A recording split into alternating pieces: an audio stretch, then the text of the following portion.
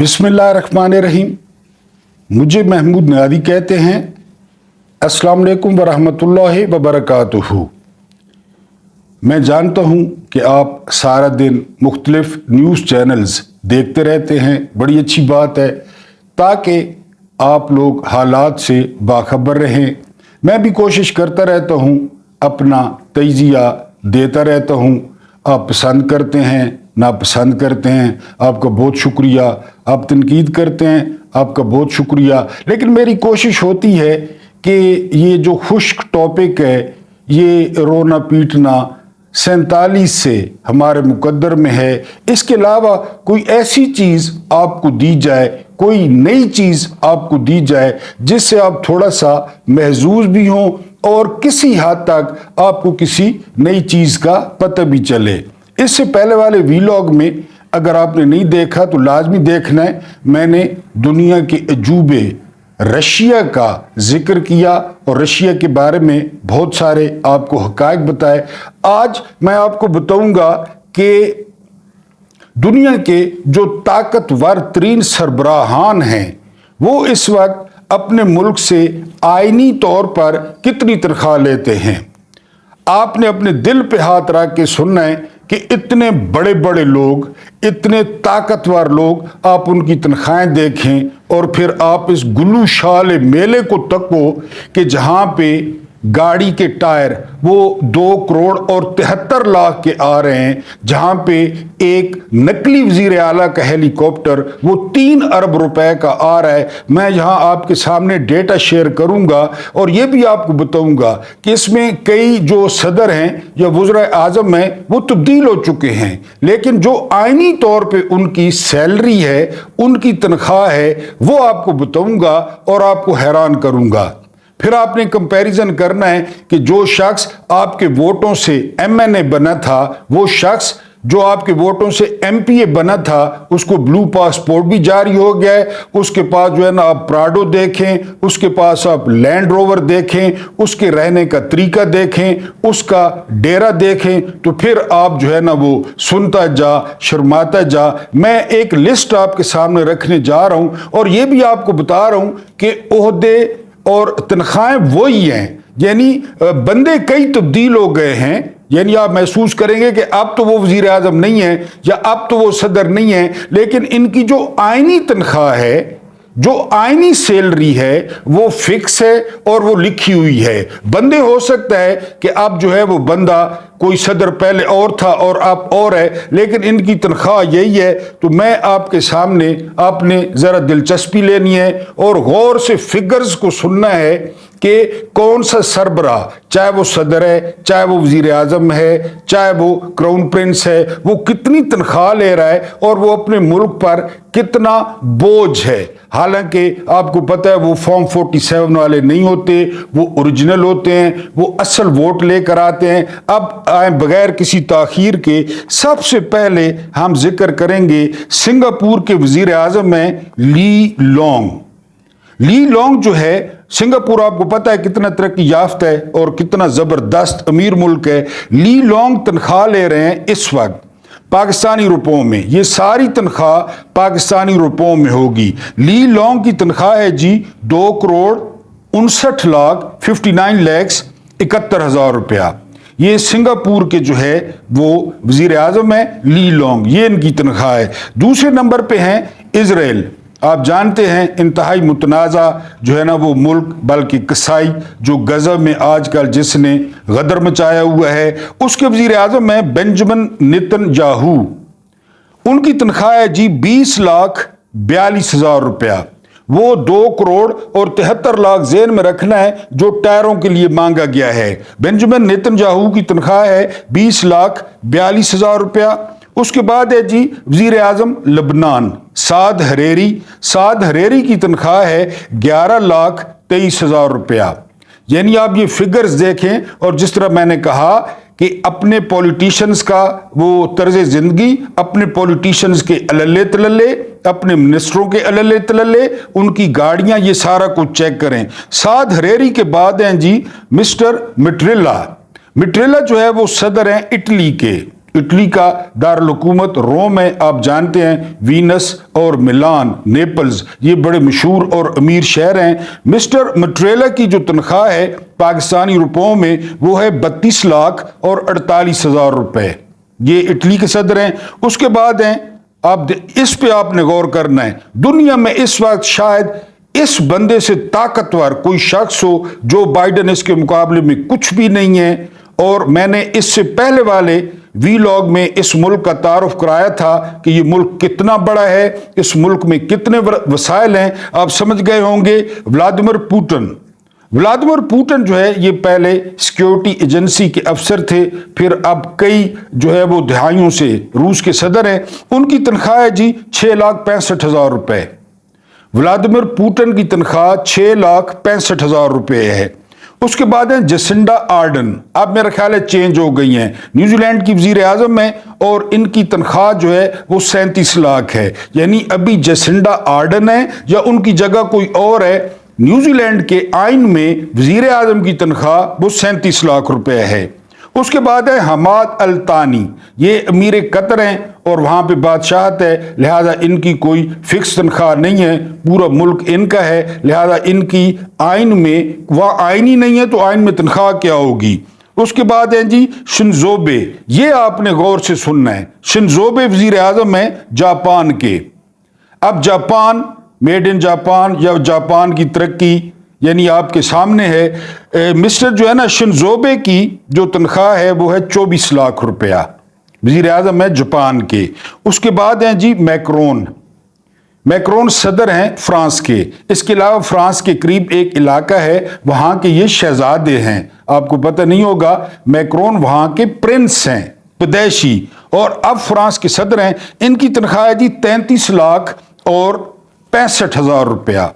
ये फ्रांस के किसी भी सदर की वो तनख्वाह है। उसके बाद है अल फतेह अल सीसी, आपको पता है ये गासिब है शख्स, ये आमिर है, ये अवामी वोटों से नहीं आता। मिस्र का ये सदर है और मजहबन ईसाई है। इसने ज़बरदस्ती कब्जा किया हुआ है मिस्र पे। और आपको वो सारा याद होगा मोहम्मद मुर्सी का किस्सा कि किस तरह उस हाफिज कुरान को इन लोगों ने जो है वो मारा और जेल में बंद करके मारा। बहरहाल ये फ़िरौन की नस्लों से लगता है। अल फतेह अल सीसी ये मिस्र का सदर है और इसकी तनख्वाह है जी 5,55,000 रुपया पाकिस्तानी रुपयों में। उसके बाद है एंजेला मर्कल, अब ये सियासत छोड़ चुकी हैं, यानी सियासत में नहीं है। और सबसे ताकतवर ओहदा होता है जर्मनी का चांसलर कहते हैं उसे। एंजेला मर्कल जर्मनी की चांसलर थी, एडोल्फ हिटलर भी जर्मनी के चांसलर थे। आप अंदाजा करें कितना ताकतवर ओहदा है। एंजेला मर्कल या जर्मन चांसलर की जो तनख्वाह है पाकिस्तानी रुपयों में वो 28 लाख और 59 हज़ार रुपये है, जो भी चांसलर हो। उसके बाद है जी थ्रीसा मे, आजकल ऋषि हैं वजीर आजम बरतानिया के। बरतानिया आप जानते हैं कि बरतानिया के जो रिजर्व्स हैं वो इस्लामी ममालिक के रिजर्व से कहीं ज़्यादा है। मुल्क अब छोटा रह गया है। और बरतानिया के वजीर आजम की जो तनख्वाह है ज़रा गौर से सुने, वो है 23 लाख रुपया। मेरा ख्याल है जो पाकिस्तानी जाते हैं यहाँ से और इंग्लैंड में काम करते हैं और ख़ासकर कोई अच्छा ओहदा है, डॉक्टर हैं, इंजीनियर हैं या कोई और अच्छा हुनर है, तो इससे ज़्यादा पैसे मेरा ख्याल है वो कमा लेते होंगे। बरतानिया के वज़ीर आज़म की जो सरकारी तनख्वाह है वो 23 लाख रुपए है। उसके बाद है जी ब्राह्म साले दुनिया के डिस्टर्ब तरीन मुल्क इराक के जो है वो सदर हैं। पहले ये कुर्दिस्तान इलाके के वज़ीर आज़म भी रहे हैं, आजकल ये इराक के सदर हैं। और इनकी तनख्वाह जो है वो 95,58,000 रुपये है। क्योंकि आप लोग जानते हैं कि तेल का सबसे बड़ा ज़ख़ीरा करकूक वो इराक में है। इराक में तेल भी है। अमेरिकन जो है ना वहाँ पे अब नया तामीराती काम भी कर रहे हैं। तो ब्राह्म साले की जो तनख्वाह है वो 95,59,000 रुपये है। उसके बाद अगला नंबर है जी जस्टिन ट्रूडो। आप जानते हैं कि बहुत ही पॉपुलर और बहुत ही जो है ना ताकतवर शख्सियत है कनाडा के वज़ीर आज़म हैं जस्टिन ट्रूडो। और कनाडा इंतहाई जो है वो अमीर मुल्क है, इंतहाई ज़्यादा इसके रिजर्व्स हैं। लोग बड़े शौक से कनाडा जाते हैं, मुलाजमत करते हैं, लेकिन जस्टिन ट्रूडो की जो तनख्वाह है वो है 30,55,000 रुपए। ये जस्टिन ट्रूडो की आईनी तनख्वाह है। उसके बाद है जी हसीना वाजिद। ये ज़रा आपने गौर से सुनना है। हम अक्सर कंपैरिजन करते रहते हैं ना कि मशरकी पाकिस्तान कहाँ पे पहुँच गया, यानी आप बांग्लादेश, और हम कहाँ पे रह गए। हसीना वाजिद वज़ीर आज़म है बांग्लादेश की और इनकी तनख्वाह है 1,94,000 रुपया। जस्ट इमेजिन, 1,94,000 रुपया। बार बार आपको कह रहा हूँ कि ज़रा इनके इफ्तार डिनर ज़हन में रखें, इनके दौरे ज़हन में रखें। काकड़ यहाँ से जहाज पकड़ता और पूरी दुनिया का चक्कर लगा के आता, हालांकि एक लुगड़, न किसी ने वोट दिए न किसी ने मुंतखब किया, लिहाजा मुल्क की इकॉनमी आपके सामने है। हसीना वाजिद की तनख्वाह है जी 1,94,000 रुपया। किसी अच्छे प्रोफेसर की पाकिस्तान में आजकल इतनी तनख्वाह है। उसके बाद हैं जी इब्राहिम रईसी। आप जानते हैं हमारे दोस्त और ब्रदर इस्लामी मुल्क ईरान के सदर हैं, हमारे पड़ोसी हैं। 2,25,000 रुपया इब्राहिम रईसी की जो है वो मंथली तनख्वाह है। उसके बाद है महातिर मोहम्मद, लेकिन आजकल अनवर इब्राहिम है। महातिर मोहम्मद वज़ीर आज़म थे इसके मलेशिया को एक जदीद मुल्क बनाने में महातिर मोहम्मद ने अपनी सारी उम्र लगा दी, और वाकई अगर कोई एशियन टाइगर बन के उभरा तो वो मलेशिया था, और उसकी क़यादत महातिर मोहम्मद ने की। महातिर मोहम्मद ने अपनी आखिरी तनख्वाह ली थी 7,83,000 रुपये, यानी अब वो अनवर इब्राहिम या जो भी वज़ीर आज़म है उनकी तनख्वाह होगी। उसके बाद हैं जी ज़ैद अल नहयान। ये सदर भी हैं और बहुत कुछ है मुत्तहिदा अरब अमारात के, लिहाजा ना इनका आइन है और ना जो है वो इनकी तनख्वाह है। ये मुख्तार कुल हैं, आप लोग जानते हैं। उसके बाद हैं जी अशरफ गनी। अब रिजीम चेंज हो गया है, आप जानते हैं तालिबान है वहाँ पे, तालिबान का डेटा मुयसर नहीं है, लेकिन अशरफ गनी ने जो अपनी आखिरी तनख्वाह ली, सदर थे अफगानिस्तान के, 2 लाख रुपया। अशरफ गनी की तनख्वाह 2 लाख रुपए थी। उसके बाद हैं जी नरेंद्र मोदी। यहाँ पे आपने फ़र्क देखना है, यानी दुनिया की सबसे बड़ी जमहूरियत, और 2 दफ़ा वो शख्स मुंतखब हो चुका है। उसके दौर में कोई माने या ना माने, इंडिया ने बहुत ज़्यादा तरक्की की है IT में, बरामदाद में, और इसके अलावा ट्रांसपोर्टेशन में। हमारे इख्तलाफात अपनी जगह, मकबूजा कश्मीर अपनी जगह, मुसलमानों पर मजालिम अपनी जगह, लेकिन अपने मुल्क के लिए उन्होंने बहुत काम किया, और अभी उम्मीद की जा रही है कि इस इलेक्शन में वो जीत जाएंगे। नरेंद्र मोदी वज़ीर आज़म है इंडिया के, 3,25,000 रुपये जी नरेंद्र मोदी की वो तनख्वाह है। ठीक है जी। उसके बाद है जी शीपिंग। ये वो शीपिंग हैं जो पाकिस्तान में, सिर्फ पाकिस्तान में 67 अरब डॉलर्स की सरमायाकारी कर चुके हैं सी पैक पे, 67 बिलियन डॉलर्स। इसके अलावा जो हमारे साथ अफगानिस्तान का इलाका है, वाह खान जो दरमियान में पट्टी है, वहाँ पे अरबों की सरमायाकारी। चाबहार जो बंदरगाह है ईरान की, वहाँ पे अरबों की सरमायाकारी। इंडिया में अरबों की सरमायाकारी। यानी इस शख्स के हाथ से कितना डॉलर्स निकलता है बेयक वक्त।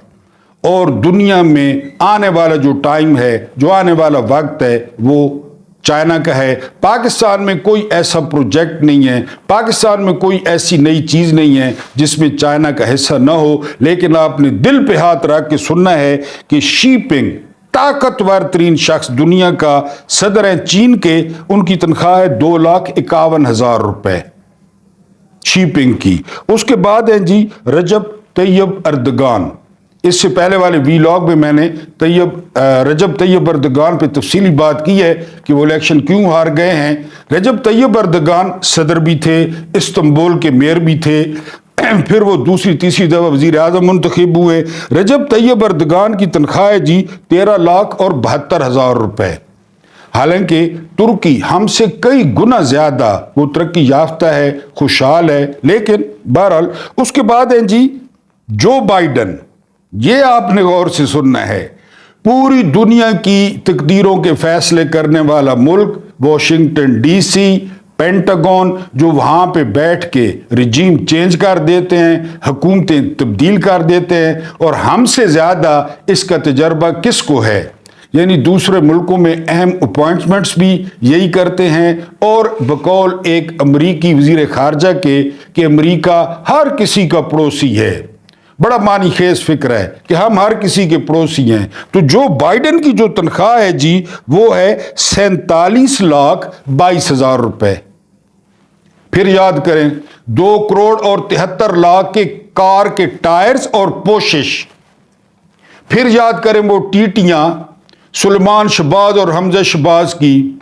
फिर याद करें वो अरश शरीफ मरहूम मगफूर की दिखाई जाने वाली सब्ज रंग की लैंड क्रूजर सरकारी, जिसमें पैसे जाते फिर आगे गिनने वाले होते, फिर वो गिन के सुलेमान शहबाज की नथियां बना के हवाले करते। ये सारा कुछ अरश शरीफ साहब दिखा चुके हैं, और उसका वो सिला भी पा चुके हैं, वो शहादत का तमगा सीने पे सजा चुके हैं। दोबारा सुने कि दुनिया के सबसे ताकतवर मुल्क के सदर जो बाइडेन की जो तनख्वाह है वो है 47,22,000 रुपए। उसके बाद हैं जी सुलेमान बिन अब्दुल अजीज खादिम हरमैन शरीफैन, ये वज़ीर आज़म भी हैं, ये सदर भी हैं, ये सब कुछ हैं। चूंकि पूरा मुल्क ही इनके बाप का है, इनका अपना है, लिहाजा वहाँ पे ना कोई आइन है और ना कोई आइनी तौर पे तनख्वाह मुकर्रर है। अब हैं जी इमरान खान आखिरी नंबर पे। इमरान खान की जो आखिरी पे स्लिप थी वो बनी थी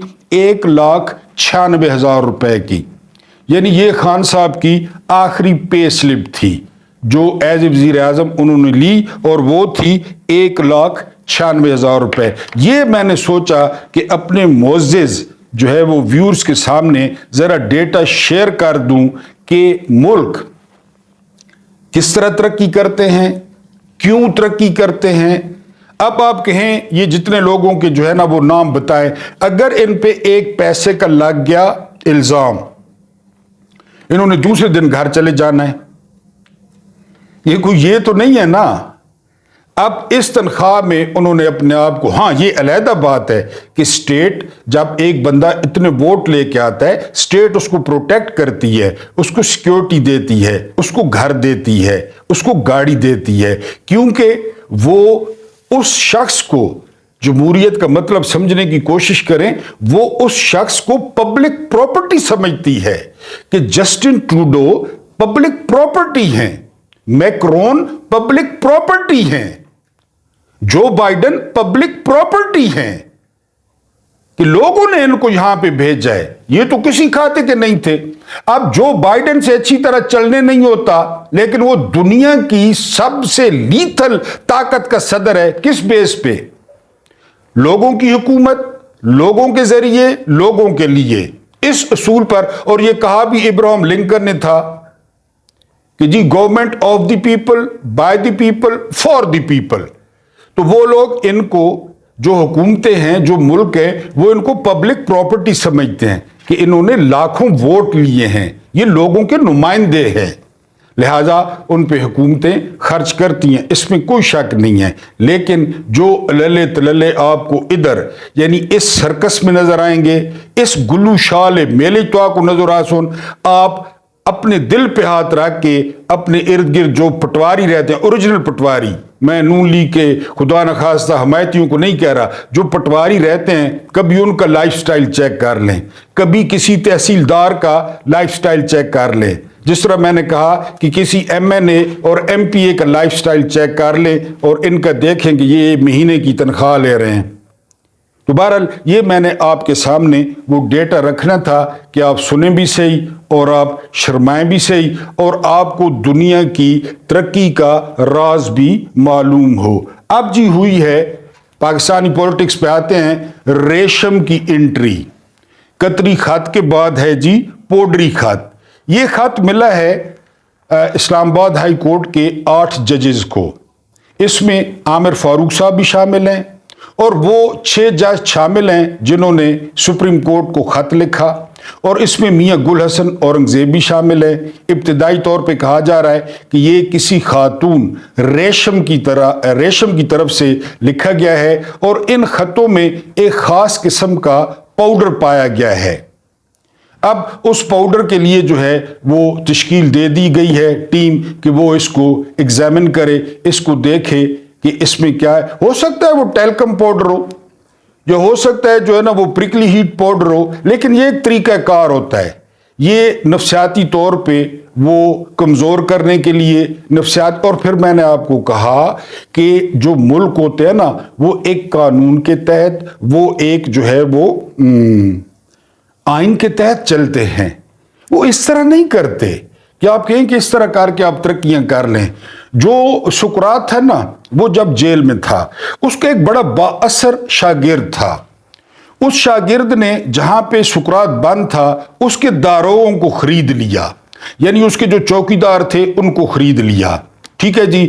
اس کے بعد یعنی ایتھن سے باہر جو ہے وہ دریا تھا، دریا پہ اس نے کشتی ارینج کر دی، ملا ارینج کر دیا، کشتی چلانے والا.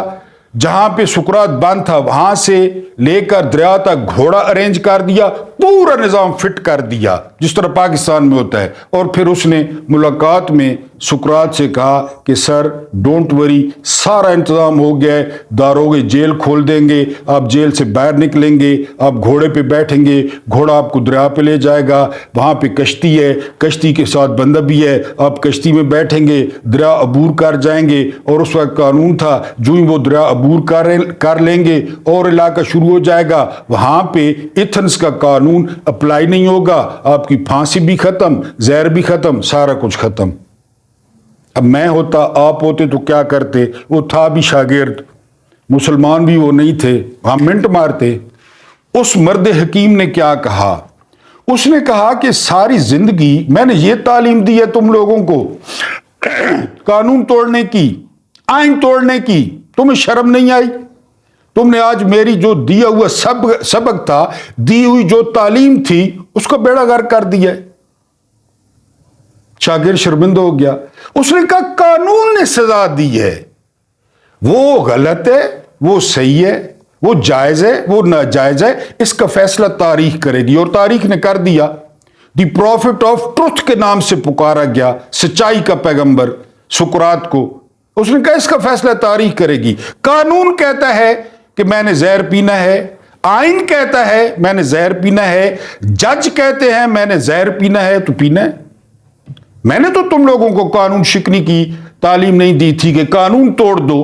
تم نے سارا قانون توڑ کے ان کو خریدا ہے، اور کشتی اور گھوڑا اور یہ what is this naan sense. اور پھر اس نے زہر کا پیالہ پی لیا اور اس کے الفاظ تھے کہ فیصلہ تاریخ کرے گی. تاریخ نے فیصلہ کر دیا، ان کا فیصلہ بھی تاریخ کرے گی. جسٹس منیر کا سنا ہے جنازہ وہ اکیلا پڑا رہ گیا تھا. یہ آپ چیک کر لیں، کیونکہ وہاں پہ شہد کی مکھیوں نے حملہ کر دیا تھا، جنازہ پڑھنے والے سارے بھاگ گئے تھے اور جسٹس منیر کی لاش اکیلی پڑی رہی تھی کافی دیر. شہد کی مکھیوں نے حملہ کر دیا تھا. یہاں پہ کیا ہو رہا ہے؟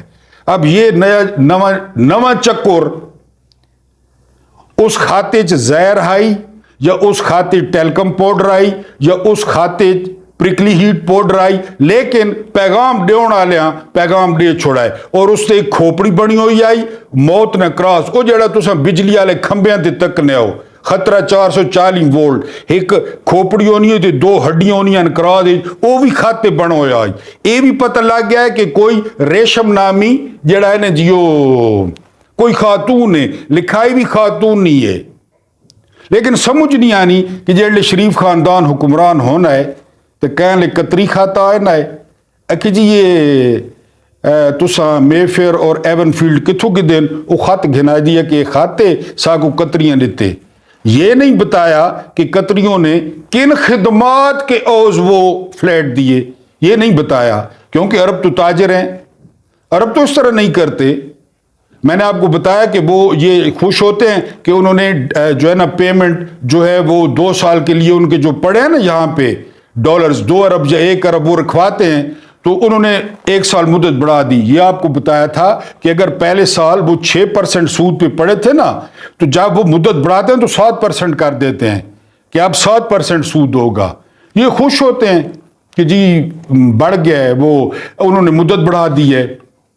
تو بہرحال ججوں کو خط مل گیا ہے، کیونکہ ججوں نے سٹینڈ لے لیا۔ اس سے پہلے والے ویلاگ میں کہا کہ اگر عدلیہ پیروں پہ کھڑی ہو جائے، اگر عدلیہ آزاد ہو جائے، اگر جج قانون کے مطابق فیصلے دیں، زمین پھٹ جائے، آسمان گر جائے، اس ملک کو ترقی کرنے سے کوئی نہیں روک سکتا۔ لیکن ان کو ہراساں کرنے کی، اور میں نے آپ کو بتایا کہ اس خاندان کی جب حکومت ہوتی ہے تو کیا ججز، کیا بیوروکریسی، کیا ایف آئی اے، کیا نیب، ان کو برباد کرنا۔ ابھی ایچیسن کا آپ نے دیکھا ہے، وہاں پہ وہ ایک پوسٹ آئی ہوئی تھی کہ ایچیسن کے پرنسپل نے استعفیٰ دے دیا ہے، تو ریٹائرڈ فوجی افسروں میں خوشی کی لہر دوڑ گئی ہے کہ ایک اور اسامی خالی ہو گئی ہے، انشاءاللہ وہاں بھی ہم جا کے بیٹھ جائیں گے۔ بہرحال وہ ایک پوڈری خط آیا جی، اس میں اب کیا تھا یہ بعد میں یہی تحقیقات کریں گے، یہی اس کا نتیجہ سامنے لائیں گے کہ اس میں کیا تھا۔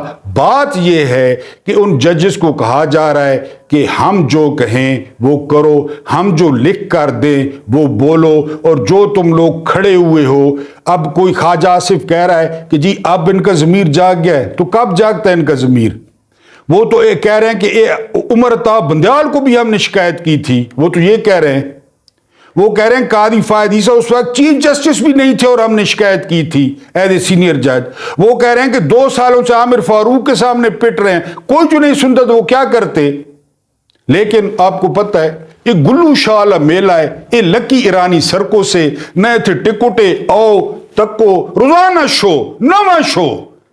ابھی آپ کو بتایا کہ ملک کیسے ترقیاں کر رہے ہیں، اتنے روزانہ نواں تماشا، روزانہ نواں کٹا کھلا کھلا ہے، انہوں کو خط مل گیا ہے۔ اس تو بعد جی آج عمران خان نے کافی اگریسو ٹون رکھی ہے جیل میں صحافیوں کے ساتھ، اور ان کی اہلیہ نے بھی، ان کی اہلیہ نے انکشاف کیا ہے کہ ان کی خوراک میں 3 قطرے ہارپک کے ملائے گئے تھے، اور ان کی اہلیہ بشرا بی بی فرماتی ہیں کہ ان کا سورس وہ بڑا پکا اور ان کا سورس بڑا ریلائبل ہے، اس کی وجہ سے میرے جو ہے وہ پیٹ میں آگ لگی، میرے سینے میں آگ لگی، میرے منہ میں چھالے ہوئے، اور ابھی تک میری زبان پہ اور میرے چہرے پہ وہ داغ موجود ہیں۔ اور انہوں نے یہ بھی کہا کہ پہلے جیل میں میرے شہد میں بھی کچھ ملایا گیا، وہ بھی میں نے کھایا۔ اب یہ کیا ہو رہا ہے؟ اب بتائیں نا، یہ گلو شالا میلہ نہیں، یہ لکی رانی سرکس نہیں، ایک خاتون کے ساتھ وہ کتنی ساری ہے بشرا بی بی، اس کے ساتھ ریاست مقابلہ کر رہی ہے۔ قصور کیا ہے؟ قصور ہے کہ عمران خان کی بیوی ہے، اس تو بڑا قصور اور کیڑا ہوئے کہ وہ عمران خان کی بیوی ہے، اور اس نے دباؤ پہنے کہ تو خان صاحب کو آ کے بندہ بنے، جو ہم کہتے ہیں وہ مان لے اور چپ کر کے بیٹھ جائے۔ عمران خان نے کیا کہا ہے؟ عمران خان نے آج میڈیا کے سامنے وہ ساری ذمہ داری ڈال دی ہے آرمی چیف پہ کہ یہ جو کچھ ہو رہا ہے۔ اس سے پہلے بشرا بی بی نے کہا تھا کہ عمران خان کی حفاظت کے ذمہ دار 3 لوگ ہیں، army chief, D G ISI اور ڈی جی سی، یعنی یہ لوگ ذمہ دار ہیں۔ آج عمران خان نے کہا ہے کہ جو کچھ ہو رہا ہے، یعنی یہ ایکسپریس نے رپورٹ کیا ہے، صحافیوں نے رپورٹ کیا ہے، مجھے کوئی شوق نہیں ہے کہ مجھے 22ویں یا 23ویں رمضان کو اٹھا لیا جائے اور عید میں ان کے جو ہے مہمان بن کے کروں اور مجھے گھسیٹا جائے اور الٹا لٹکایا جائے، میں ویسے بھی غریب سے اور کمزور سے بندہ ہوں۔ یہ میں رپورٹ کر رہا ہوں عمران خان کی گفتگو جو انہوں نے صحافیوں سے کی ہے کہ اس تمام کے ذمہ دار جو کچھ بشرا بی بی کے ساتھ ہو رہا ہے، جو کچھ میرے ساتھ ہو رہا ہے، جو کچھ ملک کے ساتھ ہو رہا ہے، جو سرکاری سیاسی کارکنوں کے ساتھ ہو رہا ہے۔ آج سنم جاوید اور عالیہ حمزہ، شرم نہیں آئی اس جج کو، سرگودے کے اس جج کو جس نے 15 روزہ جسمانی ریمانڈ دے دیا۔ 1 سال سے پولیس کیا کر رہی تھی؟ 1 سال سے پولیس ان میں کیا تلاش کر رہی تھی؟ اب کہتے ہیں کہ ہم نے موبائل دیکھنا ہے۔ عمران ریاض کہہ رہے تھے کہ 8 مہینوں سے پہلے، یعنی 8 مہینے ہو گئے ہیں موبائل پولیس کے قبضے میں، وہ جج نے بھی آنکھیں بند کر کے 15 دن کا ریمانڈ دے دیا۔ تو پھر یہ کیا؟ What is going on? زمانے میں پنپنے کی یہی باتیں ہیں۔ ڈاکٹر اقبال نے کہا تھا، میں نے کل پرسوں بھی کہا کہ یقین کریں اگر ان 2 بندوں کو پتہ ہوتا کہ یہاں یہ ہوگا، یہاں یہ غنڈہ راج ہوگا، لوگوں کی حالت یہ ہوگی، وہ توبت کر لیتے کہ جی یہ اس سے بہتر ہے ابوالکلام آزاد کی بات مان لیں اور جو ہے نا وہ ادھر ہی رہیں۔ ایک جو ہے نا کنفیڈریشن بن جائے, مسلمانوں کے علیحدہ جو ہے نا صوبے بن جائیں, اس چکر کو لو. وہ ہماری زبان میں کہتے ہیں کہ جی اپنا مرینا ہے نا وہ چھانتے سٹینا ہے, اور پرائے مرینے تو دھوپتے سٹینے. یہ اپنے بھی ہیں مرینے بھی ہیں تے سٹینے بھی دھوپتے ہیں. یہ جو کچھ ہو رہا ہے آپ کے سامنے مجھے بتانے کی کیا ضرورت ہے. تو بہرحال آج کافی اگریسو گفتگو کی ہے خان صاحب نے, اور جو ہے وہ بشرا بی بی نے کافی برہم نظر آیا خان صاحب. اور فطرتی سی بات ہے, بغیر کسی قصور کے, بغیر کسی وجہ سے آپ اندازہ کریں نا سحری کا, افطاری کا, پورے دن گزارنے کا, روزہ آپ کا بھی ہوتا ہے, آپ کس طرح گزارتے ہیں کہ جلدی سے افطاری کا ٹائم ہو. وہ بندہ جیل میں ہے اور بغیر کسی وجہ سے جیل میں ہے, یعنی اس سے 1000 گنا بڑے کرائم کرنے والے, وہ کوئی صدر بنا ہوا ہے, کوئی وزیر اعظم بنا ہوا ہے, کوئی وزیر اعلیٰ بنا ہوا ہے, کوئی جو ہے نا وزیر داخلہ بنا ہوا ہے, اور وہ بندہ جیل میں ہے. بہرحال یہ گفتگو تھی. اس کے بعد جو بینچ تشکیل ہوا ہے اس پر بڑے سوالات اٹھے ہیں. پی ٹی آئی نے بینچ پہ سوال اٹھائے ہیں. انہوں نے کہا جی کہ تصدق جولانی نے بہت زبردست کیا ہے, وہ علیحدہ ہو گئے ہیں, لیکن یہ تو یہ فل کورٹ ہو, یعنی انہوں نے اس بینچ کو, یہ جو 7 رکنی بینچ بنا ہے, اس بینچ کو انہوں نے ہم خیال بینچ قرار دے دیا ہے. یہ ہم خیال کی جو اصلاح ہے نا, یا ہم خیال کا جو لفظ ہے, یہ بھی حسب معمول نون لیگ نے ایجاد کیا تھا عمر عطا بندیال کے دور میں. جب وہ اپنے ساتھ جج بٹھاتے تھے تو یہ کہتے تھے, اور ان کے ماؤتھ پیس جو گھنگرو باندھ کے ناچتے ہیں, جن کو تمغے ملے ہیں کہ جی بندیال صاحب ہم خیال گروپ بناتے ہیں, اب وہ مر گئے ہیں, اب وہ نہیں جو ہے نا وہ بات کرتے کہ ہم خیال گروپ ہے. تو پی ٹی آئی نے, رؤف حسن نے مطالبہ کیا ہے کہ فل کورٹ تشکیل دی جائے, کلیکٹو وزڈم لی جائے سپریم کورٹ کی. اس کے علاوہ اگر یہ بینچ رہتا ہے تو اس بینچ میں نہ قاضی فائز عیسیٰ پہ ہمیں اعتبار ہے, نہ ہمیں منصور علی شاہ پہ اعتبار ہے, کیونکہ وہ اپنا مائنڈ ڈسکلوز کر چکے ہیں. اور خواجہ آصف نے آج گفتگو کرتے ہوئے کہا ہے کہ ہمارے سارے معاملات وہ چیف جسٹس کے ساتھ طے پا گئے تھے. کون سے معاملات تھے خواجہ آصف صاحب؟ ابھی تو نہ ہیئرنگ ہوئی, نہ جج پیش ہوئے, نہ جو ہے نا وہ کوئی دلائل ہوئے, تو کون سے آپ کے طے پا گئے تھے معاملات؟ ویسے بھی اس بندے کے منہ کو نا پیچش لگے ہوئے ہیں. لوگوں کو پیچش کسی اور طرف سے آتے ہیں, خواجہ آصف کو منہ کی طرف سے آتے ہیں پیچش. یہ منہ نال پیچش کرنا ہے, چپتے راہ نہیں سکنا رنگ باز. یہ کہنا ہے کہ سارے معاملات طے ہو گئے ہیں. اگر معاملات طے ہو گئے ہیں تو پھر کمیشن کیڑا, پھر تو وہ رپورٹ ہوئے جیڑی تساں آکھوا. قاضی فائزی سے بھی مائنڈ ڈسکلوز کر چکے ہیں, منصور علی شاہ حکومت نال پہلے مل چکے ہیں, 2 نمبر وزیر اعظم نال مل چکے ہیں, فارم 47 والے وزیر اعظم نال مل چکے ہیں, پالشی نال مل چکے ہیں. لہٰذا پی ٹی آئی نے تقاضا کیا ہے کہ یا تو اس بینچ کو فل کورٹ میں چینج کیا جائے, ہمیں قاضی فائز عیسیٰ پہ اعتبار نہیں ہے, ہمیں جو ہے وہ منصور علی شاہ پہ اعتبار نہیں ہے, لہذا بینچ کی تشکیل کو چینج کیا جائے. اس کے علاوہ لاہور جو ہائی کورٹ ہے اس کی بار کونسل نے ایک آئینی درخواست 184 کے تحت دائر کی ہے اسی بینچ پر. اور اس کے علاوہ حامد خان جو بڑے سینئر جو ہے وہ وکیل ہیں, پی ٹی آئی کے رہنما ہیں, بلکہ اب سینٹر بھی ہیں, ان کے کردار پر کافی سوالات اٹھائے جا رہے تھے. انہوں نے بھی آج 184 کے تحت وہ کر دی ہے, اور ریٹ جو ہے وہ دائر آج کی ہے یا وہ کل کریں گے. کل بڑی دھماکے دار جو ہے وہ اس کی ہیئرنگ ہے. اب وہاں پہ دیکھتے ہیں کہ یہ 6 ججز آتے ہیں, پیش ہوتے ہیں, ان کے کون سے وکلا ہوتے ہیں, بینچ کی تشکیل پہ کیا سوالات اٹھائے جاتے ہیں. لیکن یہ بالکل درست جو ہے نا وہ مطالبہ ہے کہ فل کورٹ اس کو سنے. اگر فل کورٹ نہیں سنتی تو اس میں قاضی فائز عیسیٰ نہیں ہونے چاہیے کیونکہ ان کو ایکسٹینشن کا لارا لگایا گیا ہے. اس میں منصور علی شاہ نہیں ہونے چاہیے کیونکہ قاضی فائز عیسیٰ کی ایکسٹینشن ہوگی تو 5 سال کا فائدہ منصور علی شاہ کو ہوگا, لہٰذا ان کو بینچ میں نہیں ہونا چاہیے. تو صورتحال آپ کے سامنے ہے. اب بڑے بڑے یوٹیوبرز کو اور بڑے بڑے جو ہے نا تجزیہ نگاروں کو سنتے رہتے ہیں. میں تو آپ کو پتہ ہے چھوٹا سا جو ہے نا وہ آپ کا خادم ہوں, اور آپ کی مہربانی ہے, آپ مجھے سنتے ہیں اور آپ جو ہے نا وہ تبصرہ کرتے ہیں. اور جو لوگ کرٹیسائز کرتے ہیں ان کا بہت بہت شکریہ.